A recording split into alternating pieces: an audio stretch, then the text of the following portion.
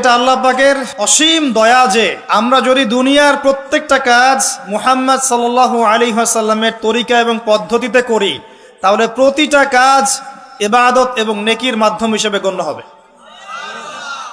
সকালবেলা উঠেছেন, ঘুম থেকে উঠলেন, উঠে দোয়া পড়লেন। কি দোয়া পড়লেন? আলহামদুলিল্লাহিল্লাযী আহিয়ানা বা'দা মা আমাতানা ওয়া ইলাইহিন নুশুর। মাশাআল্লাহ। ঘুমানোর সময় কি পড়েছিলেন? আল্লাহুম্মা বিইসমিকা আমুতু ওয়া আহইয়া। অথবা আরো কিছু আমল আছে আপনি করতে পারেন চাইলে, যেমন সূরা মুলক তেলাওয়াত করতে পারেন। ফজিলত, আপনাকে কবরের আযাব থেকে বাঁচানো হবে ইনশাআল্লাহ। আপনি আয়াতুল কুরসি তেলাওয়াত করতে পারেন। ফজিলত, সারা রাত একজন ফেরেশতা আপনাকে পাহারা দিবে ইনশাআল্লাহ। আপনি সূরা ফালাক, নাস, ইখলাস পড়ে ঘুমাতে পারেন এবং হাত দুটোকে একত্রিত করে ফু দিয়ে মাথা থেকে নিয়ে যতদূর পর্যন্ত হাত যায় মাসাহ করতে পারেন। ঘুমের মধ্যে আপনার কোনো সমস্যা হবে না ইনশাআল্লাহ। ঘুমের মধ্যে অনেক সময় প্রবলেম হয় না? দুঃস্বপ্ন দেখে মানুষ, ভয় পায়, অস্থির হয়ে পড়ে। অনেকে বলে বোবা ধরা, বলে না যে বোবায় ধরেছে, মানে আপনি চেতনা এসেছে কিন্তু আপনি নড়তে পারছেন না, এমন হয় না? হয়নি কখনো জীবনে? আচ্ছা, মাসাহ করলে এটা হবে না ইনশাআল্লাহ। তারপরে 33 বার সুবহানাল্লাহ, 33 বার আলহামদুলিল্লাহ, 34 বার আল্লাহু আকবার। এরপর দোয়া পড়লেন, ঘুমিয়ে গেলেন। এছাড়াও সূরা কাফিরুন পড়তে পারেন, কুল ইয়া আইয়ুহাল কাফিরুন। আপনাকে আল্লাহ পাক শিরক থেকে বাঁচাবে ইনশাআল্লাহ। আর আমার সবচেয়ে পছন্দের একটা আমল আছে ঘুমানোর সময়, চেষ্টা করি কোনো রাত্রে যেন বাদ না যায়। আপনারাও চেষ্টা করবেন কোনো রাতে যেন এই আমলটা অন্তত বাদ না যায়। আলী রাদিয়াল্লাহু আনহু বলতেন যে যার সামান্য বিবেক বুদ্ধি আছে তার জন্য শোভা পায় না যে সে এই আমলটা না করেই ঘুমিয়ে যাবে। সেটা কি? সূরা বাকারার শেষের 3টা আয়াত তেলাওয়াত করবে। সূরা বাকারার শেষের 3 আয়াত অথবা 2 আয়াত পড়বেন, একই ফজিলত ইনশাআল্লাহ। কি ফজিলত? সারা রাত নফল নামাজ পড়লে যে নেকিটা পেতেন, আপনি এটা পড়ে ঘুমিয়ে গেলে ইনশাআল্লাহ সেই নেকি পেয়ে যাবেন। যদি আপনার নিয়াত থাকে তাহাজ্জুদের, ইনশাআল্লাহ আপনি পেয়ে যাবেন। এই যে কাজগুলো করে ঘুমালেন, আপনি 3 ঘন্টা বা 6 ঘন্টা ঘুমিয়েছেন, এই যে পুরো সময়টা আপনি ঘুমিয়েছিলেন, এই পুরো সময়টার জন্য আপনার আমলনামায় নেকি লেখা হবে। অথচ ঘুমের দরকার কার ছিল? আমার না আল্লাহর? কার স্বার্থ এখানে? আমার স্বার্থ। ওয়াজআলনা নাওমাকুম সুবাতা, ঘুমকে বানিয়েছি আরামের, বিশ্রামের মাধ্যম। বিশ্রাম আমি নিলাম, রেস্ট আমি নিলাম, আমি ঘুমালাম, আবার নেকিও কে পেল? আমি। কারণ কি? কারণ আমি ঘুমিয়েছি মুহাম্মদ সাল্লাল্লাহু আলাইহি ওয়াসাল্লামের তরিকা এবং সুন্নাহ অনুযায়ী। ডান কাত হয়ে যদি পারেন ওযু করে নিতে পারেন, আরো ভালো হয়। তো এই যে ঘুমালেন, নেকি হয়ে গেল। ঘুম থেকে উঠলেন, দোয়া পড়লেন, নেকি হয়ে গেল। এবার আপনি টয়লেটে যাচ্ছেন, টয়লেটে যাওয়ার সময় বলছেন কি? আল্লাহুম্মা ইন্নী আউযু বিকা মিনাল খুবসি ওয়াল খাবাইস। এই যে টয়লেট করছেন, এই সময়টুকুতে নেকি পাচ্ছেন। বের হচ্ছেন, বলছেন গফরানাকে। ওযু করছেন, বিসমিল্লাহ বলে শুরু করছেন। ওযু করার পরে বলছেন কি? আশহাদু আল্লা ইলাহা ইল্লাল্লাহ ওয়াহদাহু লা শারীকা লাহু ওয়া আশহাদু আন্না মুহাম্মাদান আবদুহু ওয়া রাসূলুহু আল্লাহুম্মা ইজআলনি মিনাত তাওয়াবিন ওয়াজআলনি মিনাল মুতাতাহহিরিন। ওযুটা কি হয়ে গেল? নেকি হয়ে গেল।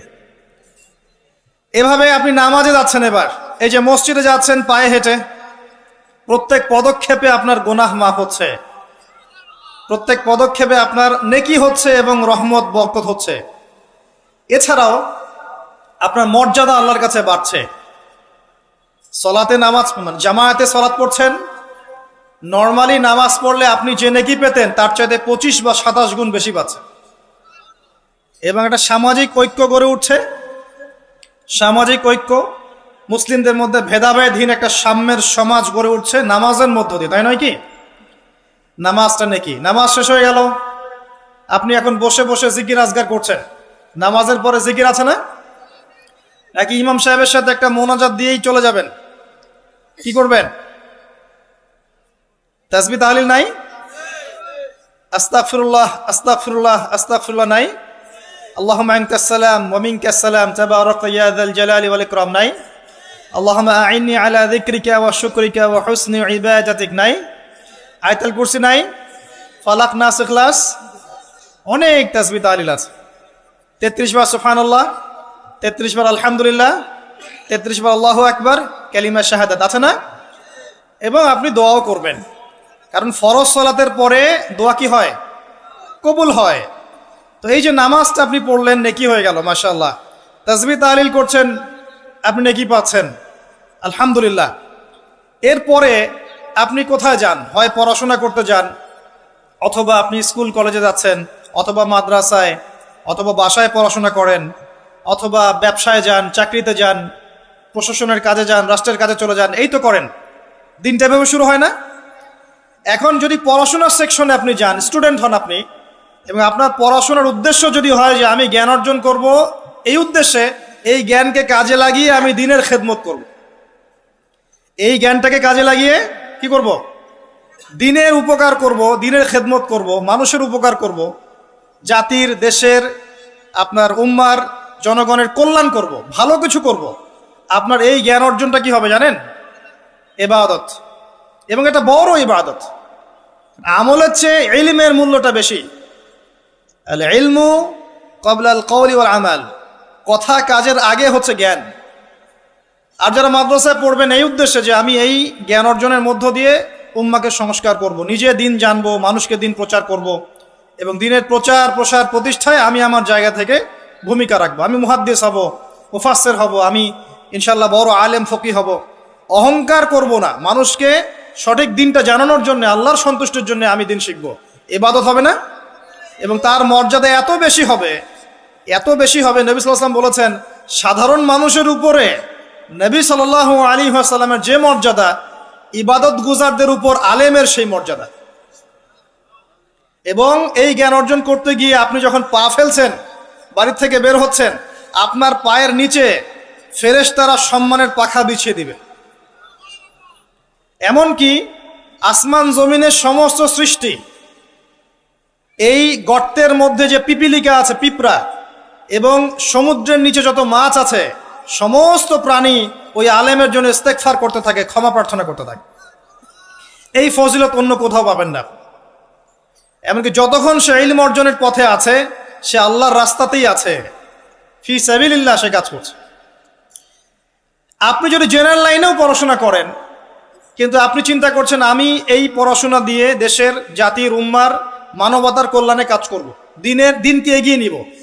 একজন মেডিকেল ডক্টর, তিনি দিনের খেদমত করতে পারেন না? একজন ইঞ্জিনিয়ার, তিনি দিনের খেদমত করতে পারবে না? একজন ভালো সৎ পুলিশ অফিসার পারবে না? পারবে না? একজন ভালো সেনাবাহিনীর মেজর জেনারেল পারবে না? একজন সামাজিক নেতা পারবে না? একজন এমপি মন্ত্রী পারবে না? একজন পলিটিশিয়ান উম্মার খেদমত করতে পারবে না? সবাই সবার জায়গা থেকে পারবে। আল্লাহ এমনভাবে দিনটাকে সৃষ্টি করেছে। ইসলাম এত প্রশস্ত একটা দিন যে মানুষ বিভিন্ন জায়গায় থাকবে, সে তার জায়গায় থেকেই দিনের খেদমত করতে পারবে ইনশাআল্লাহ। একজন শিক্ষক পারবে না দিনের খেদমত করতে? একজন ভালো অর্থনীতিবিদ পারবে না? সবাই পারবে। শুধু প্রয়োজন কি জানেন? দিনটা বোঝা, নিজের উপর আমল করা, এবং দিন প্রতিষ্ঠার ফিকির থাকা। একজন ডক্টরের কাছে রুগী আসছে, প্রত্যেকটা রুগী দেখছেন, দেখার সময় খালি বলছেন যে ভাই 5টা ওয়াক্ত নামাজটা ঠিক মতো পড়েন, আপনার শরীর ভালো, রিপোর্ট খুব ভালো আছে, মাঝে মাঝে একটু রোজা রাখেন। ডাক্তারের কথা শুনবে না রুগী? শুনবে না? একজন মানুষ, মনে করেন member, chairman, whoever he is, সে তার এলাকার নেতা, তো মানুষের মধ্যে জনকল্যাণমূলক কাজ করছে, শীতবস্ত্র বিতরণ করছে, রাস্তাঘাট নির্মাণ করছে, করার সময় মানুষকে বলছে যে এই যে দিলাম, এটা আল্লাহর রিজিক, তোমাদেরকে দিলাম, তোমরা আল্লাহর ইবাদত করো। বলা যাবে না? দিনের খেদমত করা যায় না? শুধুমাত্র দরকার নিয়াত। কি দরকার? নিয়াত, এবং জানা যে আমার কাজের প্রতিদানটা কি। এই যে আমি কাজগুলো করছি, এর প্রতিদান হচ্ছে আল্লাহ পরকালে আমাকে জান্নাত দিবেন ইনশাআল্লাহ। দুনিয়াতে আমি কি পাই না পাই সেটার হিসাব পরে, পরকালে আল্লাহ পাক আমাকে জান্নাত দিবেন ইনশাআল্লাহ। এভাবে আপনি আপনার জীবনের প্রতিটা কাজকেই ইবাদত বানাতে পারেন। ওয়ামা খালাকতুল জিন্না ওয়াল ইনসা ইল্লা লিয়াবুদুন। নাস্তিকদের কথার জবাব পেয়েছেন?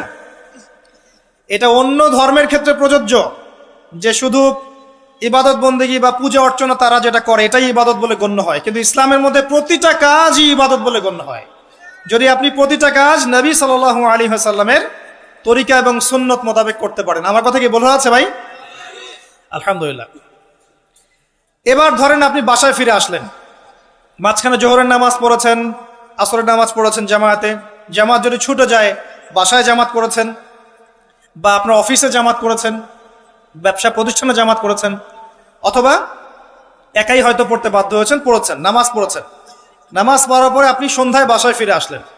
বাসায় ফিরে আমরা কি করি? পরিবারকে সময় দেই না? ওখানে খাওয়া দাওয়া করি, গল্প গুজব করি, পরিবারকে সময় দেই।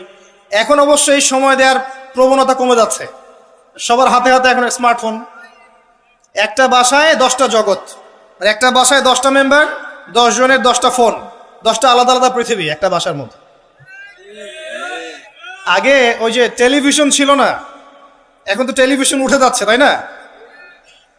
আগে যখন টেলিভিশন ছিল, টেলিভিশন কিন্তু ড্রয়িং রুমের মধ্যে ছিল, মনে আছে? মানে বাসার সব মেম্বার একসাথে বসে টিভি দেখতো। এখানে কিন্তু অশ্লীলতার পরিমাণটা একটু কম ছিল, চাইলে যে কোনো চ্যানেল সে দেখতে পারবে না, পারবে? পারবে না। এখন ঘরে ঘরে স্মার্টফোন, ও যা ইচ্ছা তাই করতে পারে। আমরা হয়তো মনে করছি বাসা থেকে টিভি সরিয়ে দিয়েছি, একটা জিহাদ করেছি, মাশাল্লাহ। ওই টিভি সরিয়ে যে ঘরে ঘরে আবার একটা জেনার মেশিন ঢুকিয়ে দিয়েছি, এটা বুঝতে পারছি না। তো এই যে পরিবারকে সময় দেয়া, এটা কিন্তু ইবাদত। পরিবারের খোঁজ খবর নেয়া, স্ত্রীর সাথে কথোপকথন করা, পরিবারের সমস্যাগুলোকে ডিল করা, একসাথে খেতে বসা, একসাথে এক দস্তরখানায় খেতে বসা, প্রয়োজনে বড় প্লেট নেওয়া, প্লেটের চারপাশে সবাই মিলে খাবে, এটাও সুন্নাহ। এতে করে মহব্বত বাড়বে, খাবারে বারাকা হবে। আমরা কিন্তু এগুলো পালন করি না, সংস্কৃতি নাই আমাদের মধ্যে, চর্চা নাই। বাচ্চা কাচ্চাদেরকে সময় দেই না। বাচ্চা কাচ্চাকে পিতা মাতা সময় না দিলে এই বাচ্চা কার কাছে মানুষ হবে? কাজের বুয়ার কাছে মানুষ হবে, তাই না? অথবা ডে কেয়ার সেন্টারে মানুষ হবে। তো এই কার কাছ থেকে ভদ্রতা শিখবে? সে তো তাদের মানসিকতাতেই গড়ে উঠবে। তো বাচ্চা কাচ্চাদেরকে সময় দেয়া, পরিবারের সদস্যদেরকে সময় দেয়া ইবাদত। নবী করিম সাল্লাল্লাহু আলাইহি ওয়াসাল্লাম তার স্ত্রীর কোলে মাথা রেখে শুয়ে থাকতেন, ইবাদত। মাথা রেখে শুয়ে তিনি কোরআন তেলাওয়াত করতেন। আমরা যারা বৈবাহিক জীবনে আছি, কখনো করেছি? মাশাআল্লাহ। কয়বার করেছেন? বেশি করতে যায় না, বেশি করতে গেলে আবার সমস্যা আছে। সবকিছুর একটা কি আছে? লিমিট আছে। বেশি করতে গেলে ব্যক্তিত্ব কমে যাবে, তখন দেখবেন আপনার উপর খবরদারি করছে। ভারসাম্য বজায় রাখতে হবে। যাই হোক, এমনকি তিনি বলেছেন, আয়েশা রাদিয়াল্লাহু আনহা তিনি বলেছেন যে আমি যে গোশতের টুকরাটা খেতাম, নবী সাল্লাল্লাহু আলাইহি ওয়াসাল্লাম ওইখানেই মুখ দিতেন যেখানে আমি ছিঁড়েছি। এবং রাতের বেলা দৌড় প্রতিযোগিতা করেছেন স্ত্রীর সাথে। প্রথমবার আয়েশা রাদিয়াল্লাহু আনহা জিতেছিলেন, পরে কয়েক বছর পর তিনি তাকে হারিয়ে দিয়েছেন, দিয়ে বলেছেন, আয়েশা আমি তোমাকে আজকে হারিয়ে দিলাম। এই যে সুন্নাহ, পারিবারিক সুন্নাহগুলো আমাদের মধ্যে উঠে যাচ্ছে না ভাই? পরিবারের সবার সাথে সময় দিতে হয়, খোঁজ খবর নিতে হয়, কথাবার্তা বলতে হয়। স্পেশালি বাচ্চাদের ব্যাপারে খেয়াল রাখতে হয়। বাচ্চা কাচ্চা যারা আছে এরা কাদের সাথে মিশছে, কাদের সাথে মিশছে, কাদের সাথে খেলছে, যে স্কুলে পড়ছে ওর পরিবেশটা কেমন, যে মাদ্রাসা যাচ্ছে ওর পরিবেশটা কেমন, ওকে কারা পড়াচ্ছে, কাদের কাছ থেকে দিন শিখছে, সে কাদের কাছ থেকে ইলম শিখছে, এগুলো জানা দরকার আছে। পরিবারের ব্যাপারে সচেতন থাকতে হবে। এই কারণে আল্লাহ পাক বলেছেন, কু আনফুসাকুম ওয়া আহলিকুম নারা, নিজে পরিবার, নিজে জাহান্নামের আগুন থেকে বাঁচো, পরিবার বর্গকে বাঁচাও। কিন্তু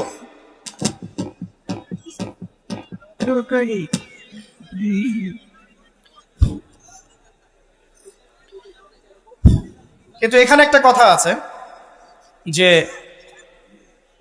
সবার পরিবার কিন্তু একরকম হবে না। হয়তো স্ত্রী কথা শুনবে না, পিতামাতা কথা শুনবে না, সন্তান সন্ততি কথা শুনবে না। এক্ষেত্রে আপনার জন্য হেদায়েত কোথায় জানেন? ওই যে নূহ আলাইহিস সালামকে দেখেন, 950 বছর দাওয়াতি কাজ করেছিলেন, তার সন্তান কিন্তু ঈমান নিয়ে আসে নাই, তার স্ত্রী কিন্তু ঈমান নিয়ে আসে নাই। অতএব আপনি ঈমানদার হলেই যে সবাই আপনার কথা মেনে নেবে এমনটাও নয়, কিন্তু দাওয়াত দিতে হবে, চেষ্টা করতে হবে। এরপর যদি না করে, তাদের লাকুম দীনুকুম ওয়ালিয়া দিন, তুমি তোমার হিসাব দিবা, আমি আমার হিসাব দিব। চেষ্টাটা বড় কথা। লূত আলাইহিস সালামের স্ত্রী ঈমান নিয়ে আসে নাই। আবার ফেরাউনের ঘরে দেখবেন ঈমানদার মহিলা পাবেন, আছে না? ফেরাউনের ঘরে ঈমানদার মহিলা থাকতে পারে। আজকে আমরাও দেখি বাংলাদেশের প্রেক্ষাপটে পরিবারের কর্তারা অনেকেই ফেরাউনের মতো আচরণ করেন, কিন্তু স্ত্রীরা মাশাআল্লাহ ইমানদার। এমন অনেক অনেক দেখা যায় যে এক্সকিউজ আমাদের কাছে আসে যে পরিবারের কর্তা ইসলাম পছন্দ করে না, কিন্তু স্ত্রী পর্দা করতে চায়, মেয়েরা পর্দা করতে চায়, দিন শিখতে চায়, পরিবারের কর্তারা সুযোগ দেয় না। এমন অনেক অবজেকশন কিন্তু আসে আলেমুল আমাদের কাছে। তো মনে রাখবেন, সব সময় যে পরিবার সবার একরকম হবে এমনটা জরুরি নয়। পরিবার নূহের মতো হতে পারে আলাইহিস সালাম, লূত আলাইহিস সালামের মতো হতে পারে, আবার মুহাম্মদ সাল্লাল্লাহু আলাইহি ওয়াসাল্লামের মতোও হতে পারে।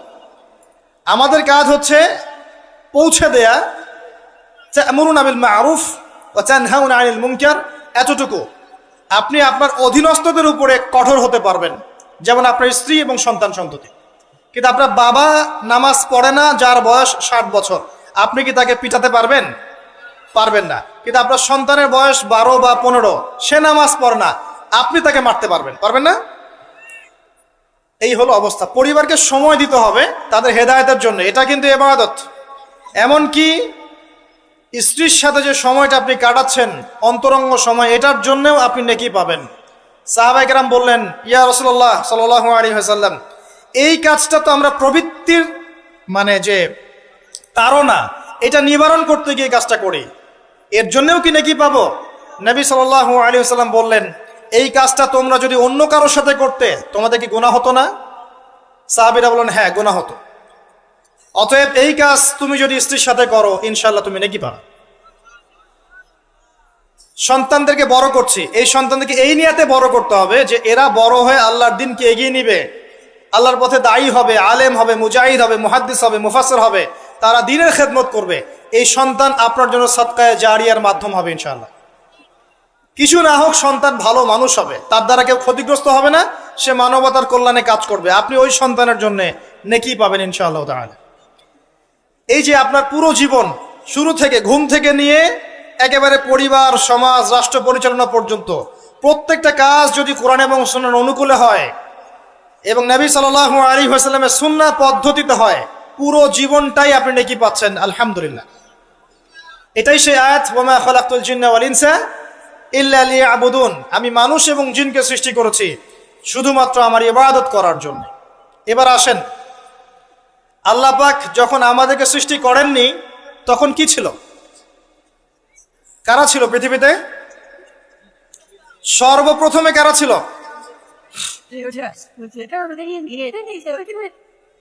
পৃথিবীতে আমরাই প্রথম প্রজাতি নই। আমরা তো এখন মনে করি যে পৃথিবীটা আমাদের, তাই না? আমরা এলিয়েন খুঁজে বেড়াই, অন্য গ্রহে প্রাণী আছে কিনা, অথচ বোকা মানুষরা নিজেই জানে না যে এই পৃথিবীর আমরাই বাসিন্দা ছিলাম না। আমাদেরকে জান্নাত থেকে এই পৃথিবীতে পাঠানো হয়েছে। এই পৃথিবীতে আমরা ছিলাম না, এই পৃথিবীতে অন্য প্রজাতি ছিল, অন্য মাখলুক ছিল। ওয়াল্লাহু আ'লাম বিসওয়াব, তারা কারা ছিল? প্রথমে আল্লাহ একা ছিলেন, কেউ ছিল? হুয়াল আউয়াল, তিনি প্রথম, এবং সবশেষে আল্লাহ পাক একা থাকবেন, কেউ থাকবে? কুল্লু মান আলাইহা ফান, আছে না আয়াত? প্রথমে আল্লাহ একা ছিলেন, শেষেও আল্লাহ একা থাকবেন। হুয়াল আউয়াল ওয়াল আখির ওয়াজ যাহির ওয়াল বাতিন ওয়া হুয়া বিকুল্লি শাইইন আলিম। আল্লাহ একা ছিলেন, এরপরে আল্লাহ পাক সৃষ্টি করেছেন আরশ।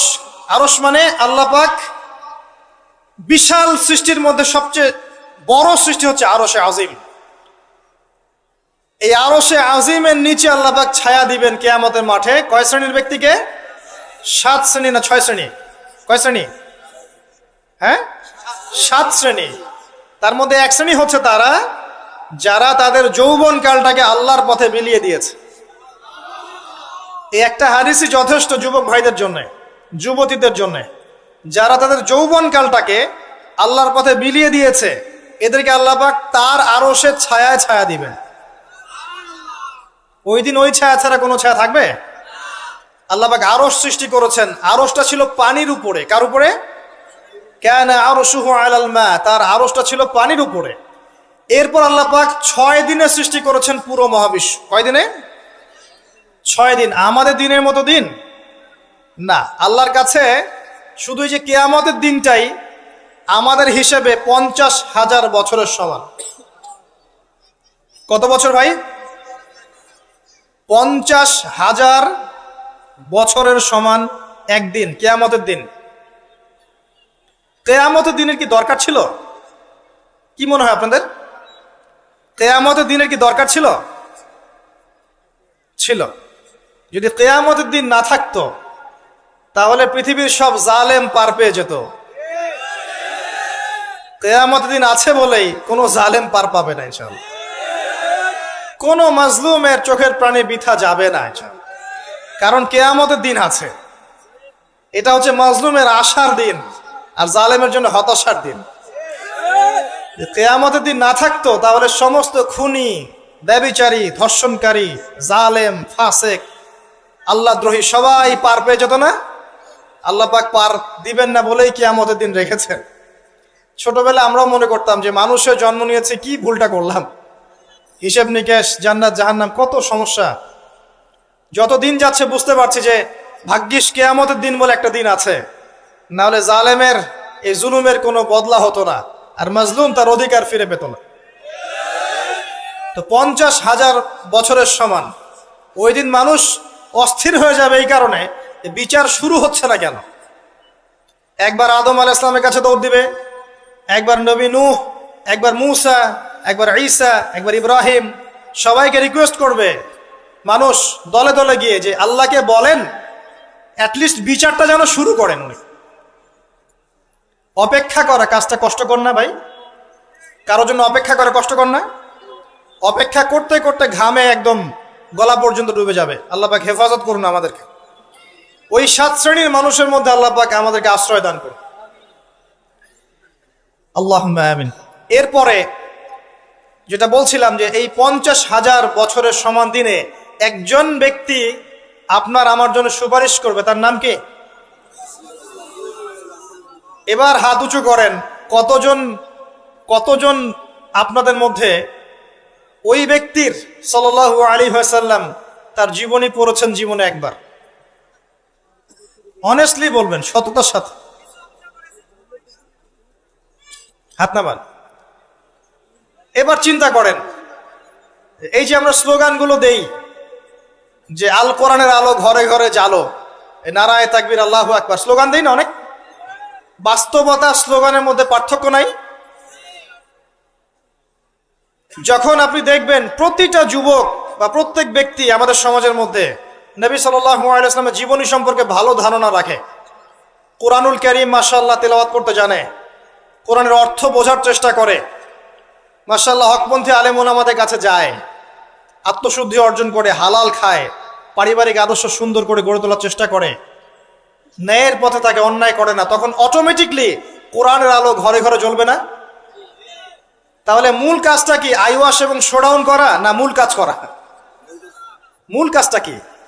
আমরা কিন্তু মূল কাজটা করতে যাচ্ছি না, বা মূল কাজটাকে আমরা ততটা গুরুত্ব দিচ্ছি না যতটা যৌগিক বিষয়গুলোকে গুরুত্ব দিচ্ছি।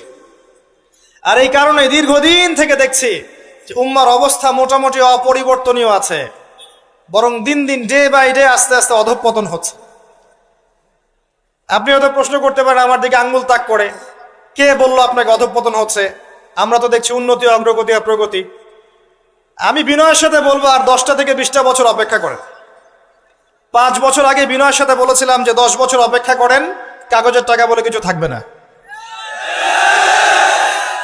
আস্তে আস্তে সোসাইটি ওইদিকে যাবে এবং এগুলো কোনোটাই অ্যাক্সিডেন্টলি অটোমেটিকলি হচ্ছে না, এর পিছনে একটা মাস্টার মাইন্ড কাজ করছে। পুরো বিশ্বের পিছনে একটা মাস্টার মাইন্ড কাজ করছে। একটা সভ্যতা চাচ্ছে সারা বিশ্বের মানুষ ওর দাস হয়ে থাক, এবং তাদের এক একটা এজেন্ডা আস্তে আস্তে বাস্তবায়িত হচ্ছে। এবং মাশাআল্লাহ আমরাও হালুয়া রুটি এবং সেমাই খাচ্ছি, মাশাআল্লাহ আমরাও খাচ্ছি খোরমা, জিলাপি, হালুয়া রুটি, সেমাই, এগুলো আমরাও খেয়ে যাচ্ছি মাশাআল্লাহ। আল্লাহ পাক আমাদের হৃদয়ের চোখগুলো যেন খুলে দেন, আল্লাহুম্মা আমিন। ক্যাশলেস সোসাইটি চায় তারা, ক্যাশলেস সোসাইটি, মানে সোসাইটির মধ্যে কোনো ক্যাশ থাকবে না, ডিজিট থাকবে, খালি ডিজিট। খালি কলা কিনবেন, আপনি 40 ডিজিট পাস করে দিবেন। এন্ড কলাওয়ালা 40 ডিজিট পেল, ওর দরকার এখন ধরেন মাছ, ও 40 ডিজিটের মাছ কিনবে। মাছওয়ালার দরকার মনে করেন চাল, ও 40 ডিজিটের চাল কিনবে। ডিজিট ঘুরবে, খালি সংখ্যা খালি ঘুরতে থাকবে হাত থেকে হাত। এমন একটা মানি আপনাদেরকে দিবে, এমন একটা মুদ্রা দিবে আপনাদেরকে, যে মুদ্রা ধরতেও পারবেন না, পকেটেও রাখতে পারবেন না। এখন তো ধরতে পারেন, পকেটে রাখতে পারেন, একটা সময় আসবে মুদ্রা ধরতেও পারবেন না, পকেটেও রাখতে পারবেন না। এবং এগুলোর মান তারা নিয়ন্ত্রণ করবে। যখন দেখবে যে আপনার মধ্যে তাওহীদ বেশি আছে, ইসলামের চেতনা বেশি আছে, দ্বীনের ফিকির বেশি, ইসলাম ইসলাম করছেন, আপনার মান কমে যাবে টাকা। যদি দেখে আপনার মধ্যে দাসত্ব আছে, ওরা যা বলছে আপনি সামিআনা ওয়া আতা'না বলছেন, ইয়েস স্যার করছেন, আপনি উন্নতি, অগ্রগতি, প্রগতি পাবেন। হ্যাঁ, যারা এগুলো লঞ্চ করছে তারা আবার তাদের সম্পত্তিগুলোকে গোল্ড এবং সিলভারে কনভার্ট করছে অলরেডি। দেখেন বড় বড় ওদের ব্যাংকগুলোকে দেখেন, সব গোল্ড এবং সিলভারে কনভার্ট করছে। ওই ইসরায়েলের দিকে তাকিয়ে দেখেন, ও তার সমস্ত সম্পত্তিগুলোকে, বেশিরভাগ সম্পত্তিগুলোকেই সাস্টেইনেবল গোল্ডের কনভার্ট করছে। ও আমাদের মতো বোকা নয়। শোনেন কেমন বোকা নয়, বিগত 70 বছরে মুসলিমদের নাকের ডগার উপরে বসে 4টা যুদ্ধে মুসলিমদেরকে পরাজিত করে দিয়েছে ইসরায়েল। বিগত 70 বছরে ওরা প্রথমে ব্রিটেন, তারপরে আমেরিকার হাত ধরে বিশ্বের এমন একটা জায়গায় এসেছে যে এই জায়গা থেকে তারা বিশ্বের পলিটিক্স, ইকোনমিক্স, মিডিয়া, প্রযুক্তি, ফাইন্যান্স সব নিয়ন্ত্রণ করার শক্তি অর্জন করেছে অলরেডি। আপনি ভাবছেন করবে? অনেকে মনে করে এটা ভবিষ্যৎ বক্তা মনে হয়। আমি বলছি যে বর্তমান সম্পর্কে আপনি খবর রাখেন না বলেই বর্তমানকে আপনার ভবিষ্যৎ মনে হচ্ছে। এটা বর্তমান, এটা ভবিষ্যৎ না। ভবিষ্যতে তো সে সারা বিশ্বকে রুল করবে ইনশাআল্লাহ তাআলা। না হলে তো সে মাসিহুদ দাজ্জালের ফলোয়ারই হতে পারবে না। আর দাজ্জাল তো সারা বিশ্বকে শাসন করবে এবং তাকে ফলো করবে জিউসরাই। তবে হ্যাঁ, এটা আমরা জানি কোরআন এবং হাদিস থেকে আলহামদুলিল্লাহ যে ওদের এই দমন, পীড়ন, জুলুম এবং শাসনটা চিরস্থায়ী হবে না ইনশাআল্লাহ। এটা একটা সাময়িক সময় জুড়ে থাকবে, এরপরে আল্লাহ পাক পৃথিবী থেকে এটাকে সরিয়ে দিবেন ইনশাআল্লাহ। কিভাবে সরাবেন? ওই যে লোহিত সাগরে আল্লাহ পাক যেমন করে বনু ইসরায়েলকে ধাওয়া করছিল ফেরাউনের বাহিনী, মনে আছে? লোহিত সাগরে আল্লাহ পাক ফেরাউনের বাহিনীকে একত্রিত করেছেন, ডুবিয়ে দিয়েছেন, দেন নাই? আল্লাহ পাক সেম সুন্নাহ অ্যাপ্লাই করেছেন প্যালেস্টাইনের ক্ষেত্রে। আল্লাহ পাক সমস্ত জালেমদেরকে ওখানে একত্রিত করেছেন ধ্বংস করার জন্য। সেম সুন্নাহ, এটা হবে ইনশাআল্লাহ আযজা ওয়া জাল। আমরা জানি এটা সরে যাবে পৃথিবী থেকে। তারপরে এমন একটা যুগ আসবে যে যুগে ইনশাআল্লাহ আযজা ওয়া জাল একজন নবী সারা বিশ্ব পরিচালনা করবেন। একজন নবী, তার নাম ঈসা ইবনে মারইয়াম। এবং তার অনেক আগেই আমাদের ইমাম আল মাহদি তিনি ইন্তেকাল করবেন। মনে রাখবেন, শেষ জামানার সবচেয়ে ভাইটাল চরিত্র ইমাম মাহদি নয়। শেষ জামানার সবচেয়ে ভাইটাল চরিত্র হচ্ছে ঈসা ইবনে মারইয়াম। ঈসা ইবনে মারইয়াম সবচেয়ে ভাইটাল চরিত্র, কারণ তিনি জেরুজালেম থেকে সারা ওয়ার্ল্ডে ইসলামী খেলাফা কায়েম করেন। এবং 40 বছর, এই 40 সংখ্যা এক্স্যাক্টলি 40 না আরো বেশি আল্লাহ ভালো জানেন, পৃথিবী জুড়ে ইসলামের অনুশাসন বজায় থাকবে ইনশাআল্লাহ। একটা কাঁচা বাড়ি, একটা পাকা বাড়ি আপনি পাবেন না যেখানে আল্লাহর কালিমা প্রবেশ করবে না,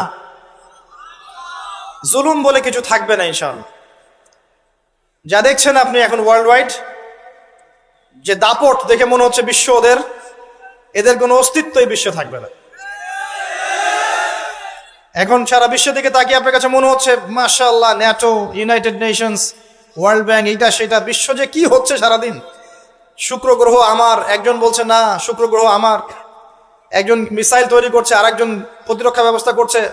ওয়ার্ল্ড অ্যাফেয়ার্স পড়লে মনে হয় যে ওয়ার্ল্ডটা এদেরই। কিন্তু আল্লাহ রাসূল সাল্লাল্লাহু আলাইহি ওয়াসাল্লাম বলছেন যে বিশ্বটা আস্তে আস্তে আস্তে আস্তে তার ধ্বংসের দিকে যাচ্ছে। এইটা চিরস্থায়ী হবে না এবং একে অপরের সাথে কলিউশন করে এরা শেষ হয়ে যাবে। মুসলিমদের উপর দমন পীড়ন যেমন বাড়বে, ঠিক একইভাবে আল্লাহ রাব্বুল আলামিন মুহাম্মদ সাল্লাল্লাহু আলাইহি ওয়াসাল্লামের বংশধরদের মধ্য থেকে একজন ইমামকে বের করে নিয়ে আসবেন। তিনি ইনশাআল্লাহ আযজা ওয়া জাল মুসলিমদেরকে নিয়ে এই জুলুমের বিরুদ্ধে দাঁড়িয়ে যাবেন। পরে যখন মাসিহুদ দাজ্জাল বের হবে, তাকে তিনি হত্যা করতে পারবেন না, কারণ তাকে এত বেশি ক্ষমতা দেওয়া হবে যে মুসলিমরা তার সাথে পেরে উঠবে না, তখন আল্লাহ পাক ঈসা ইবনে মারিয়ামকে পাঠাবে, সবচেয়ে ভাইটাল ক্যারেক্টার। এবং তিনি এই প্যালেস্টাইনের বাবে লুদ নামক জায়গায় মসিহুদ দাজ্জালকে হত্যা করবে ইনশাআল্লাহ আযজা ওয়া জাল। আমাদেরকে বিশ্ব নেতারা এখন বোঝায় যে বিশ্বের শেষ নাই, এই পৃথিবী জয় করার পর আমরা মঙ্গলে গিয়ে থাকবো, তারপর শুক্রে, তারপর শনিতে, তারপর বৃহস্পতিতে, তাই না? মাইন্ডসেটটা এমন তৈরি করেছে না? কিন্তু বাস্তবতা হচ্ছে এই মহাবিশ্বই ধ্বংস হয়ে যাবে। এই পৃথিবী তো ধ্বংস হবেই, মহাবিশ্ব ধ্বংস হয়ে যাবে। তবে পৃথিবী ধ্বংসের আগে আল্লাহ পাক ঈসা ইবনে মারিয়ামের হাতে সারা বিশ্বে ইসলামী খেলাফা কায়েম করবেন ইনশাআল্লাহ। মাঝখানে একটা সময় আপনাকে পার করতে হবে। কত বছর? ননসেন্স প্রশ্ন, যে ভাই কত বছর, 100, 200, 500, আল্লাহ ভালো জানেন, আমরা জানি না এবং জানার কথাও না। কেউ যদি বলে এত সাল, সে নিশ্চিত কাযযাব, একজন মিথ্যাবাদী। এবং এটা একটা অহেতুক কথা, এত সাল, এত বছর পর, এটা আমরা বলতে পারবো না। কিন্তু এতটুকু বলতে পারবো যে পৃথিবী চিরদিন এভাবে থাকবে না। ওয়ার্ল্ডে এখন যা দেখছেন এগুলো চিরস্থায়ী হবে না। আস্তে আস্তে আস্তে আস্তে রাত যত গভীর হবে, ভোর তত কাছাকাছি আসবে। এবং এই পুরো বৈশ্বিক জুলুম, ফাসাদ, আপনার জেনা, আপনার পর্নোগ্রাফি, আপনার মাদক, সুদ, জুলুম, অত্যাচারের মধ্যেও দেখবেন প্রত্যেকটা জায়গায় জায়গায় আল্লাহ পাক কিছু না কিছু আল্লাহর বান্দাকে রেখে দিবেন। এবং আমার বিশ্বাস তাদের বেশিরভাগই হবে যুবক শ্রেণী। এটা আমার মত, আল্লাহ ভালো জানেন, আমার মনে হয় যে বেশিরভাগই হবেন যুব সমাজ। এবং আমার কাছে একটা দলিল আছে কেন মনে হয়। কারণ আসহাবুল কাহফ যারা ছিলেন তারা যুবক ছিলেন। প্রত্যেক যুগে যুগে আসহাবুল কাহফ থাকবেন ইনশাআল্লাহ তাআলা। তাদের হাতেই আল্লাহ পাক ইনশাআল্লাহ তাআলা এই দিনটাকে আমানত হিসেবে রাখবেন। উলামায়ে কেরাম তাদেরকে এগিয়ে নিয়ে যাবে। আস্তে আস্তে দেখবেন পরবর্তী জেনারেশনের পতাকা তারা বহন করবে ইনশাআল্লাহ। এখন যে কথাগুলো বলতে এতগুলো কথা বললাম, যে যখন আল্লাহ পাক মহাবিশ্ব সৃষ্টি করেছেন 6 দিনে, তখন মানুষের কোনো অস্তিত্ব ছিল না। ছিল? কোনো অস্তিত্ব ছিল না, মানুষের অস্তিত্বই ছিল না। সূরা দাহর পড়েন 1 নম্বর আয়াত, আল্লাহ পাক বলছেন হাল আতা আলাল ইনসান হিনুম মিনাদ দাহরি লাম ইয়াকুন শাইআন মাযকুরা। মানুষের উপর একটা সময় চলে গেছে যখন মানুষ কোনো আলোচ্য বিষয় ছিল না। এখন সারা ওয়ার্ল্ডের দিকে তাকালে মনে হয় যে মানুষই সবকিছু, তাই না? অথচ মানুষের বাইরে যে একটা জাতি আছে, জিন জাতি, এটাকে বিশ্বাসই করে না মানুষ। মানুষের আশপাশে ঘুরছে ফেরেশতারা, মানুষ বিশ্বাসই করে না। আল্লাহ পাক আছেন আরশে আজিমে, তার উপরে, মানুষ বিশ্বাসই করে না যে আল্লাহ বলে কেউ আছে। মানুষ মনে করে বিগ ব্যাং থেকে সব সৃষ্টি হয়েছে। হ্যাঁ, অনেক মানুষ মনে করে যে আল্লাহ বলতে কেউ নাই, সবকিছু বিগ ব্যাং থেকে সৃষ্টি হয়েছে। অথচ আল্লাহ পাক কোরআনে বলেছেন আওয়ালাম ইয়ারাল্লাযীনা কাফারু, সূরা আম্বিয়া 30 নম্বর আয়াত, আন্নাস সামাওয়াতি ওয়াল আরদা কানাতা রাতকান ফাফাতাকনাহুমা। কাফেররা কি লক্ষ্য করে দেখে না এই মহাবিশ্ব এবং পৃথিবী একটা বিন্দুর মধ্যে ছিল, আমি এটাকে পৃথক করে দিয়েছি, পার্থক্য করে দিয়েছি। ওয়াজআলনা মিনাল মাই কুল্লা শাইইন হাই, প্রত্যেক জীবন্ত প্রাণীকে সৃষ্টি করেছি পানি দ্বারা। আফালা ইউমিনুন, এরপরেও কি তারা বিশ্বাস করবে না? যারা সায়েন্সের ছাত্র, নিউক্লিয়াস সম্পর্কে পড়ে দেখেন, সাইটোপ্লাজম সম্পর্কে পড়ে দেখেন, ওখানে কতটুকু পানি আছে, কত অংশ পানি আছে। আল কোরআন বৈজ্ঞানিক, সম্পূর্ণ বৈজ্ঞানিক, কিন্তু বিজ্ঞান কোরআনিক হতেই হবে জরুরি না। বিজ্ঞানের কোনটা সত্য কোনটা মিথ্যা এটা কোরআন দিয়ে মানদণ্ড হিসেবে যাচাই করা যাবে। কোরআনের কোনটা সত্য কোনটা মিথ্যা এটা বিজ্ঞান দিয়ে যাচাই করা যাবে না। আল্লাহ পাক সৃষ্টি করেছেন, এরপরে মানুষকে সৃষ্টি করে একা ছেড়ে দেননি। আল্লাহ পাক প্রথমে নাম শিখিয়েছেন, সমস্ত জ্ঞান শিখিয়েছেন কাকে? আদম আলাইহিস সালামকে। ওয়াল্লামা আদামাল আসমা কুল্লাহা, মহাবিশ্বের সমস্ত নাম আমি আদমকে শিখিয়েছি। সুবহানাল্লাহ। আমাদের পিতা আদম আলাইহিস সালামের ডিএনএর মধ্যে জ্ঞান ছিল, সমস্ত জ্ঞান ছিল যা আল্লাহ পাক শিখিয়েছেন। বাই ডিএনএ আমাদের মধ্যে জ্ঞানগুলো এসেছে, এমনি এমনি আসেনি। মানুষ একটা বুদ্ধিবৃত্তিক প্রাণী না? অটোমেটিকলি কি মানুষ জ্ঞান শিখে ফেলেছে? আল্লাহ এই জ্ঞান আদম আলাইহিস সালামকে শিখিয়েছেন, তার বংশধরদের মধ্যে জ্ঞান ছড়িয়ে পড়েছে। এরপর আল্লাহ পাক জান্নাতে রেখেছেন, শর্ত দিয়েছেন কি? ওয়ালা তাকরাবু ওয়ালা তাকরাবা হাযিহিশ শাজারা, তোমরা দুজন এই গাছের কাছে যাবে না। পরীক্ষা। গাছটার নাম কি? এটা হচ্ছে ওই প্রশ্নের মতো ঈসা আলাইহিস সালাম কবে আসবেন। গাছটার নাম কি? এটা ওই প্রশ্নের মতো যে দাজ্জালের আসল নাম কি হবে, ইমাম মাহাদি কত সালে আসবেন। এগুলো ওই প্রশ্নের মতো যে ওই গাছটার নাম কি ছিল। প্রয়োজন নাই গাছের নামের আমার। গাছটা ছিল একটা টেস্ট, পরীক্ষা। গাছের কাছেও যেও না। চলে গেলেন, কার প্ররোচনা চলে গেলেন? ইবলিস। তার নাম কি? ইবলিস। আচ্ছা, ইবলিস আমল করতো না? ইবলিস ফেরেশতাদের সর্দার ছিল না? কি কারণে আল্লাহ পাক তাকে বহিষ্কার করলেন? অহংকার, রাইট। আবা ওয়াস্তাকবারা, সিজদা করি নাই। খলাকতানি মিন নার ওয়া খলাকতাহু মিন তিন, আমাকে সৃষ্টি করেছেন কি দিয়ে? আগুন। তাকে সৃষ্টি করেছেন মাটি। এটাকে বলে আত্ম অহংকার, ইগো। মনে রাখবেন, আপনার যত বড় সার্টিফিকেট থাকুক, কেমব্রিজ থেকে, অক্সফোর্ড থেকে, হার্ভার্ড থেকে বা দারুল উলুম থেকেই, যদি আপনার কাছে অনেক বড় বড় সার্টিফিকেট থাকে কিন্তু মনের মধ্যে অহংকার থাকে, আপনার মনের মধ্যে নূর আসবে না। যদি আসতো তাহলে ইবলিসের মনে আসতো। তার জ্ঞানের কোনো কমতি ছিল না। ওয়াস্তাকবারা, সে অহংকার করেছিল। আর অহংকার কাকে বলে? মাতারুন নাস মাতারুল হক ওয়া গামতুন নাস, সত্যকে প্রত্যাখ্যান করা এবং অন্যদেরকে ছোট করা, আন্ডার এস্টিমেট করা। আর আমাদের সংস্কৃতি এখন হচ্ছে অন্যকে আন্ডার এস্টিমেট করা। আমাদের চরিত্রই হয়ে গেছে এমন, গীবত, তোহমত, অপবাদ, সমালোচনা, কাদা ছড়াছড়ি, চুল ছেঁড়াছেড়ি, এগুলোই সংস্কৃতি। যতক্ষণ আমরা এই কাজগুলো করতে থাকি ততক্ষণ ওই যে ইসরায়েল, সে আরো 10টা মিসাইল বানিয়ে ফেলে। এই জন্যই বলি যে আমরা মাঝে মাঝে জিলাপি খাই, খোরমা খাই, আর তারা তাদের কাজের দিকে এগিয়ে যায়। প্রথম দিকে হালুয়া রুটি বলেছিলাম, অনেকে রাগ হয়েছিল, ওই জন্য হালুয়া রুটি শব্দটা বলি না, আর বলি জিলাপি আর খোরমা খাই। এখন অনেকে রাগ হয় না। তো বাস্তবতা এমন ভাই, শোনেন, এই জায়গায় 1 মিনিট সময় দেন। একটা সময় ছিল, এই জায়গাটা খুব ভালো করে শোনেন। একটা সময় ছিল, আবু বকর সিদ্দিক রাদিয়াল্লাহু আনহুর যুগ, ওমর ইবনুল খাত্তাব, উসমান বিন আফফান, আলী ইবনে আবি তালেব, উমাইয়া খেলাফত, আব্বাসীয় খেলাফত, ফাতেমি, মামলুক, কর্ডোভা, উসমানীয়, এই যে খেলাফত ছিল। স্বর্ণযুগের মধ্যে ইসলাম বেশি ছিল, আস্তে আস্তে ইসলাম কমতে থাকে, কিন্তু অ্যাটলিস্ট মুসলিমদের একটা শক্তি ছিল, মুসলিমদের একটা ল্যান্ড ছিল, একটা ইমারত ছিল, একটা জামাআত ছিল, খেলাফা ছিল, আমির ছিল, ইকোনমিক পাওয়ার ছিল, প্রযুক্তি ছিল, সামরিক বাহিনী ছিল, সব কিছু মুসলিমদের হাতে ছিল। এরপর একটা যুগ আসলো, এই যুগের বয়স বেশি দিন না, 100, 200, 300 বছর। এই লাস্ট 200-300 বছরে দেখবেন আপনি নো স্টেট, কোনো স্টেট নাই। যেগুলো আছে সেগুলো টুকরা টুকরা, পিস আপ করা, ব্রিক্স অ্যান্ড পিসেস, মানে টুকরায় টুকরায় ভাগ করা হয়েছে। কারোর সাথে কারো মহব্বত নাই। মানে ওই দেশের মানুষ মরলে এই দেশের মানুষ হাসে। এখানে আঘাত আসলে ওরা বলে যে আমি তো বাংলাদেশি না, তো বাংলাদেশের ব্যাপারে আমার নাক গলানোর দরকার নাই। তারপরে যদি সিরিয়ায় কেউ বোম মারে, পাকিস্তানের কেউ বলে ওরা তো সিরিয়ার মানুষ, আমাদের সাথে কি সম্পর্ক। প্যালেস্টাইনে কেউ মা বোনদের ইজ্জত নিলে ইরাকের মানুষ বলে যে ওরা তো প্যালেস্টাইনের, আমরা তো ইরাকের। ইউনাইটেড কোনো ফর্ম নাই, প্রথম কথা।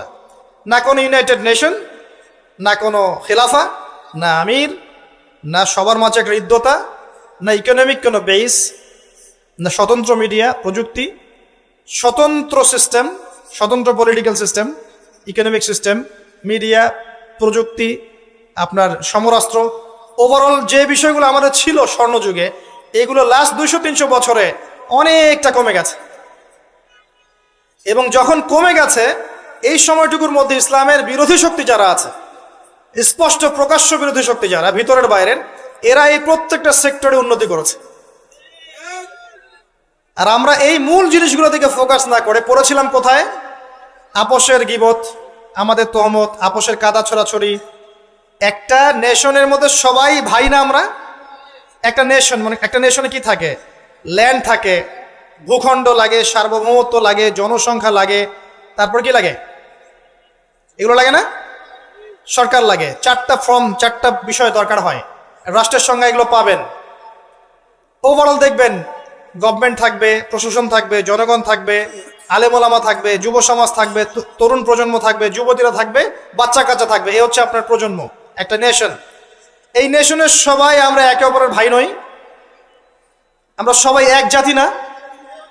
নাকি সবাই সবাই শত্রু? আমরা কি কেউ কারো শত্রু? আমরা সবাই সবাই ভাই না? আমরা সবাই কিন্তু একটা জাতি। খেয়াল করে দেখেন এখন এই এক জাতির কনসেপ্টটার মধ্যে কত ভাটা পড়েছে। এক ধর্মনেতা আর এক ধর্মনেতাকে দেখতে পারে না, এক বক্তা আর এক বক্তার সমালোচনা না করলে ভাত হজম হয় না, এক ভাই একটা দল করে আরেক ভাই আরেকটা দল করে, এই ভাই এই ভাইয়ের ক্ষতি না করতে পারলে ঘুম হয় না। আমরা কি আপোষেই লড়াই করছি না? আমরা কি একে অপরের সাথে লড়াই করে সময় নষ্ট করছি না? পক্ষান্তরে আমাদের স্পষ্ট যারা শত্রু দেখেন ওয়ার্ল্ড ওয়াইড, তারা কি একত্রিত হয়ে আমাদের বিরুদ্ধে নাই? এই সহজ বাংলা কথাটা আমাদের বুঝে কেন আসে না যে আমরা সবাই এক, আমরা সবাই মুসলিম, এটাই আমাদের মৌলিক পরিচয়। আমরা সবাই মুসলিম, এটা আমাদের মৌলিক পরিচয়। আমাদের মধ্যে আল্লাহ পাক কাউকে কর্তৃত্ব দিয়েছেন, কাউকে অধীনস্থ করেছেন, কাউকে আল্লাহ পাক ইলম দিয়েছেন, জ্ঞানের শরীয়তের কাউকে দেন নাই, কাউকে তরুণ বানিয়েছেন, কাউকে তরুণী বানিয়েছেন, কাউকে বৃদ্ধ বানিয়েছেন, কাউকে যুবক বানিয়েছেন। কেউ ঘর সামলাচ্ছে, কেউ সমাজ সামলাচ্ছে, কেউ অর্থনীতি সামলাচ্ছে, কেউ রাষ্ট্র সামলাচ্ছে। সবাই কি আমরা একে অপরের ভাই নই? নাকি আমরা সবাই একে অপরের শত্রু? আমরা কি করেছি? আপোষে, লড়াইয়ে, সমালোচনায়, ইখতিলাফে, গীবতে, তহমতে এতটা সময় পার করেছি যে এই সময়টুকুর মধ্যে ওরা অনেক দূর এগিয়ে গেছে এবং এই এগিয়ে যাওয়াটা ওদের আরো বাড়তে থাকবে। কারণ কিছু পাপের শাস্তি আমাদেরকে পেতে হবে দুনিয়ায়, কিছু ভুলের শাস্তি আমাদেরকে দুনিয়ায় পেতে হবে ইনশাল্লাহ। এরপর একটা প্রজন্ম আসবে যারা এই ভুলগুলো করবে না ইনশাল্লাহ। বিশ্বাস করেন, এরপরে ইনশাল্লাহ এমন কোন প্রজন্ম আসবে ইস্তাবদিল কওমান গায়রাকুম। আল্লাহ পাক বলেছেন তোমরা যদি দায়িত্ব পালন না করো তোমাদেরকে আমি সরিয়ে দিয়ে নতুন সম্প্রদায়কে নিয়ে আসবো। সুম্মা লা ইয়াকুনু আমসালাকুম, তারা তোমাদের মতো হবে না। আল্লাহ পাক এরপরে এমন জেনারেশন নিয়ে আসবেন ইনশাআল্লাহ, দেখবেন তারা সবাই তাওহীদপন্থী হবে, তারা সুন্নতপন্থী হবে, তারা হালাল খাবে, হারামে যাবে না, তারা পারিবারিক আদর্শ ঠিক রাখবে ইনশাআল্লাহ। তাদের যুব সমাজকে দেখবেন আল্লাহর জন্য নিজের জীবন কোরবানি করার জন্য প্রস্তুত থাকবে। দেখবেন তাদের তরুণদের সাথে প্রবীণদের একটা সুন্দর সমন্বয় থাকবে। তরুণ থেকে নেতৃত্ব দেবে প্রবীণরা, দেখবেন তরুণরা এগিয়ে যাবে। দেখবেন তারা ছোট ছোট বাচ্চারা এক একটা ডিনামাইট হয়ে গড়ে উঠবে ইনশাল্লাহ। অপেক্ষা করতে থাকেন, সময় আসবে এক সময় ইনশাল্লাহ, হতাশ হবেন না। মাঝখানের এই সময়টুকুতে প্রথম কাজ হচ্ছে পরিস্থিতি বোঝা, মৌলিক কাজগুলোর দিকে ফোকাস করা, এবং যে কাজগুলো মৌলিক নয় গৌণ কাজ এগুলোর দিকে বেশি ফোকাস না করা, মূল কাজের দিকে ফোকাস করা।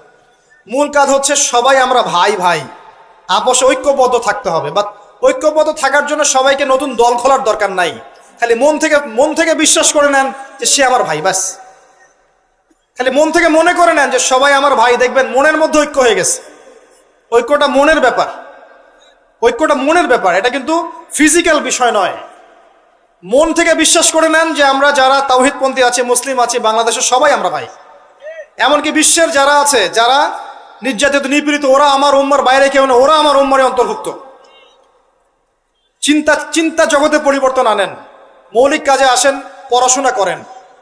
খালি নারায়ে তাকবীর আল্লাহু আকবার স্লোগান দিলে আর আল কোরআনের আলো ঘরে ঘরে জালো স্লোগান তুলে আইওয়াজ শোডাউন করলে সব হবে না। বেসিক জায়গায় এসে পড়াশোনা করেন, তরুণ সমাজকে পড়াশোনা করান, ভালো কিছু পড়ান। যারা জেনারেল লাইন থেকে উঠে আসছে এদেরকে ভালো কিছু পড়ান। যারা মাদ্রাসায় পড়ছে প্রয়োজনে, যদি প্রয়োজন হয় তাদের সিলেবাসে কিছু সংস্কার করেন, পুরো এগিয়ে নেন।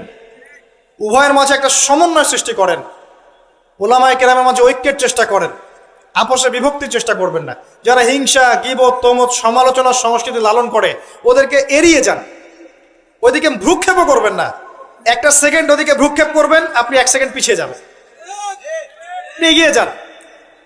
তরুণ সমাজ আজকে পর্নোগ্রাফিতে আসক্ত, মাদকে আসক্ত, জুয়া খেলছে, মেয়ে নিয়ে ফুর্তি করছে, টিকটক প্রজন্ম হয়ে গেছে, সারাদিন সেলফোন নিয়ে পড়ে থাকে, কিচ্ছু বোঝে না জীবনের উদ্দেশ্য কি। এদেরকে আল্লাহর দিকে ফেরান, নামাজের দিকে ফেরান, দিনের মেহনত বাড়িয়ে দেন, মসজিদগুলো আবাদ করেন, মাদ্রাসাগুলো গড়ে তোলেন, স্কুল কলেজ নির্মাণ করেন। আমাদের পরবর্তী প্রজন্মের বাচ্চা কাচ্চাদেরকে এমনভাবে পড়াশোনা করান আগামী বিশ্বকে ওরা চ্যালেঞ্জ করতে পারে। আমাদের প্রশাসনে যারা আছে তাদেরকে স্বাধীনভাবে কাজ করতে দেন, ন্যায়পরায়ণের সাথে কাজ করতে দেন। ন্যায় প্রতিষ্ঠা করার সুযোগ তাদেরকে দেন। যারা তাদের উপরে আছেন তাদের মধ্যে ইসলামকে ঢুকিয়ে দেন, আল্লাহর ভয় ঢুকিয়ে দেন, তাকওয়াকে ঢুকিয়ে দেন। তাদের সাথে দ্বন্দ্বে লিপ্ত হবেন না। একটা রাষ্ট্রের মধ্যে অরাজকতা সৃষ্টি করে রাষ্ট্রের কোনো কল্যাণ হয় না, বরং রাষ্ট্রের ক্ষতি হয়।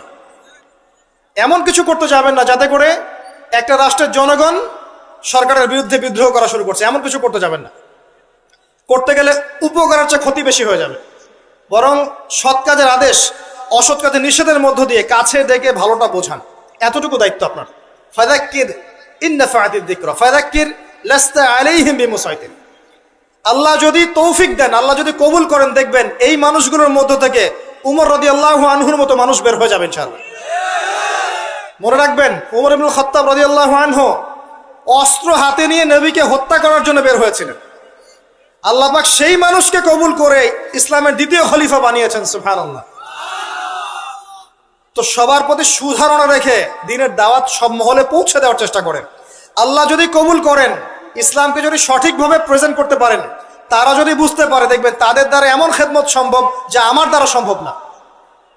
এটাই আমাদের দায়িত্ব, এতটুকুই। আল্লাহ পাক আমাদেরকে কথাগুলো বোঝার তৌফিক দান করুন, আমিন। আল্লাহ পাক বর্তমান বিশ্বের প্রেক্ষাপটটা বোঝার তৌফিক দান করুন। আমাদের উম্মার মধ্যে আল্লাহ পাক ঐক্য দান করুন। আমাদের মধ্যে আল্লাহ হৃদ্যতা, ভালোবাসা দান করুন। আমরা যে একে অপরের ভাই, এই কনসেপ্টটা বোঝার তৌফিক দান করুন। আল্লাহ পাক অন্যায় এবং জুলুমকারীদের বিরুদ্ধে আমাদেরকে দাঁড়ানোর তৌফিক দান করুন। আল্লাহ পাক যুব সমাজকে খাস করে আমি দোয়া করছি, যুব সমাজকে আল্লাহ পাক যেন হেদায়েত দিয়ে ইসলামের পথে নিয়ে আসে। যারা আজকে আল্লাহ ভোলা, রাসূলকে ভোলা, আল্লাহ যেন এই বান্দাদেরকে খাস করে দয়া করে আল্লাহ এবং তার রাসূলের দিকে আসার তৌফিক দান করেন। 5 ওয়াক্ত নামাজ জামাতে পড়ার তৌফিক দান করেন। আল্লাহ পাক আমাদের বিত্তশালীদেরকে দিনের জন্য অর্থ ব্যয়ের দিকে এগিয়ে আসার তৌফিক দান করেন। আমার লেকচার শেষ হয়নি। আমাদের ঊর্ধ্বতন কর্তৃপক্ষ থেকে শুরু করে টপ টু বটম যারা আছি, সবাইকে যার যার জায়গা থেকে দিনের খেদমত করার তৌফিক আল্লাহ পাক দান করেন। ইসলাম যে একটা সাম্যের ধর্ম, মানবতার ধর্ম এবং সমস্ত বিষয়ের সমাধান যে ইসলামে আছে, এটা বোঝার তৌফিক আল্লাহ পাক তাদেরকে দান করুন এবং আমাদেরকেও সঠিকভাবে উপস্থাপন করার তৌফিক দান করুন। আল্লাহ পাক আমাদের মধ্যে যেন ভুল ত্রুটিগুলোকে মাফ করে দেন। যদি আল্লাহ আমাদের দ্বারা পসিবল না হয়, আমরা যদি এগুলোর যোগ্য না হয়ে থাকি, আল্লাহ পাক যেন আমাদেরকে সরিয়ে দিয়ে অন্য এমন সম্প্রদায় নিয়ে আসেন যারা এই কাজগুলো করতে পারবে ইনশাআল্লাহ। আল্লাহুম্মা আমিন। তারপরেও আমরা চাই আল্লাহর জমিনে আল্লাহর দিনটা যেন বিজয় হয়। আল্লাহুম্মা আমিন। শেষ করার আগে আমি আর কিছু কথা বলে শেষ করছি যে আল্লাহ পাক এই দুনিয়ার জীবনে যে মানুষকে সৃষ্টি করে পাঠিয়েছেন ওই জান্নাত থেকে, এমনি এমনি পাঠাননি প্রিয় ভাইয়েরা। সময় আপনি পাবেন সর্বোচ্চ 60, 70, 80, 100 বা 120 বছর, এর বেশি সময় হয়তো আপনি পাবেন না।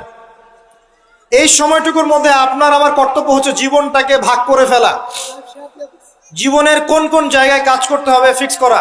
মনে করেন আপনার বয়স 30 বছর, শোনেন আপনাদের চেয়ে আমার তারা বেশি আছে, তারপর আমি কথাগুলো বলে যেতে যাচ্ছি।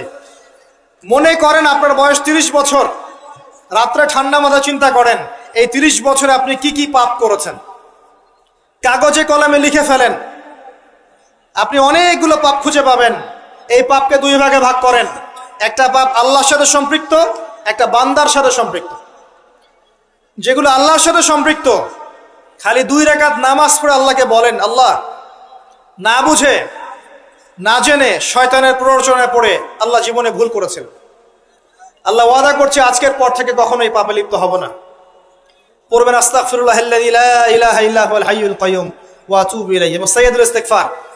আপনি বিশ্বাস রাখেন আল্লাহ পাক আপনার সমস্ত গুনাহকে নেকি দিয়ে পরিবর্তন করতে পারেন। আর কিছু পাপ থাকবে মানুষের সাথে সম্পৃক্ত, কারো গীবত করেছেন, কারো টাকা নিয়ে দেন নাই, কারো মাল আত্মসাৎ করেছেন, কাউকে গালি দিয়েছেন, এগুলো মানুষের সাথে সম্পৃক্ত। তাদের কাছে গিয়ে গিয়ে ক্ষমা চাইতে হবে। এরপর আপনি পাপ মুক্ত হলেন। বাকি জীবনটাকে ভাগ করে নেন, বছরকে মাসে ভাগ করেন, মাসকে দিনে ভাগ করেন। ওই যে শুরুতে যে সুন্নাহগুলোর কথা বললাম, 24 ঘন্টা দিন রাতকে সাজিয়ে ফেলেন, সময় নষ্ট করেন না। বাকি যতদিন বেঁচে থাকবেন ডেইলি সুন্নাহ পালন করেন, আদর্শ পরিবারটা গড়েন, হালাল খান, আপনার সন্তানদেরকে বড় করে তোলেন, সমাজের উপকার করেন, রাষ্ট্রের উপকার করেন, জনগণের কল্যাণে কাজ করেন, উম্মার কল্যাণে কাজ করেন। আপনার ক্ষুদ্র ক্ষুদ্র প্রচেষ্টা ইনশাল্লাহ দেখবেন আগামী দিনগুলোতে ইসলামের বড় বিজয় নিয়ে আসবে ইনশাল্লাহ। এর চেয়ে বেশি কনস্ট্রাকটিভ কোনো কথা বলার মতো জ্ঞানও আমার নাই। আমি ক্ষুদ্র জ্ঞানের মানুষ, আল্লাহ পাক যতটুকু বলার তৌফিক দান করেছেন বললাম। এর মধ্যে যদি ভুল ত্রুটি কিছু বলে থাকে এটা আমার পক্ষ থেকে, আর সঠিক বিষয়গুলো আল্লাহর পক্ষ থেকে। আকুলু কওলি হাযা আস্তাগফিরুল্লাহ লি ওয়া লাকুম ওয়া লিসাইরিল মুসলিমিন। বারাকাল্লাহু লানা ওয়া লাকুম বিল আয়াতিল হাকীম। ইন্নাহু তাআলা জাওয়াদুন কারীম বার রাউফুর রহিম। সুবহানাকাল্লাহুম্মা ওয়া বিহামদিক আশহাদু আন লা ইলাহা